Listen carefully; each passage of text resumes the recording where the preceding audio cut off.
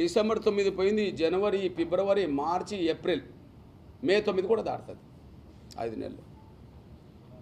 అంటే నమ్మించడానికి చెప్పే మాటలే తప్ప అమలు చేసే చిత్తశుద్ధి లేదు. రెండో విషయం చెప్తున్నాను నేను. ఇప్పుడు ఇతను ఏ పనిలో ఉన్నాడు? తెలంగాణ ప్రజలకు ఇచ్చిన హామీలను నెరవేర్చడానికి నిధులు కేటాయించకాడ లేడు. కానీ తెలంగాణ ప్రజలకు ఇచ్చిన హామీలను నిలబెట్టుకునే కాడ నిధులు సమకూర్చి నిధులు పంచేకాడ లేడు, ఇచ్చేకాడ లేడు. కానీ రేవంత్ రెడ్డి గారు ముఖ్యమంత్రి కాదా? ఇప్పుడు జాతీయ స్థాయిలో జరిగే ఎన్నికలకు 4-5 రాష్ట్రాలకు కాంగ్రెస్ ఇన్ఛార్జ్గా పెట్టేసింది.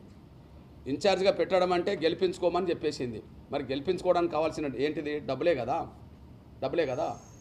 బహుశా తెలంగాణ ప్రజలకు ఇచ్చిన హామీలు అమలు చేసే డబ్బులన్నిటినీ ఏదో రూపంగా పక్కదారి పట్టించి ఖచ్చితంగా ఆ నిధులను, లేకపోతే అక్రమంగా వివిధ వర్గాలను బెదిరించిన డబ్బులను తీసుకెళ్ళి ఆయన ఇన్ఛార్జ్ ఉన్న రాష్ట్రాలు ఖర్చు పెట్టడం మీద దృష్టి పెడుతున్నాయి తప్ప ఇచ్చిన హామీ అమలు చేసే కాడ ఆయన లేడు అనేది సాక్ష్యంగా కనిపిస్తున్నది. ఈ నేపథ్యంలో మేము సోదరులు హరీష్ రావు ఏదైతే సవాల్ ఇసిరిండో సవాల్కు అనుగుణంగానే అక్కడికి వచ్చిందని మేము భావిస్తున్నాం. సవాల్ను స్వీకరించే పరిస్థితి రేవంత్ రెడ్డికి లేదు, అమలు చేసే నిజాయితీ లేదు, చిత్తశుద్ధి లేదనేసి కూడా రుజువు అవుతుంది.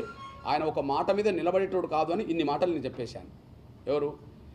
రేవంత్ రెడ్డి గారు ఒక మాట మాట్లాడితే దానికి తర్వాత కట్టుబడి ఉండడానికి చెప్పి ఇన్ని మాటలు రుజువు చేశాను. కాబట్టి ప్రజలకు ఇచ్చే వాగ్దానాలు అమలు చేసే కాడ కూడా ఆయన మాట నిలబడదు.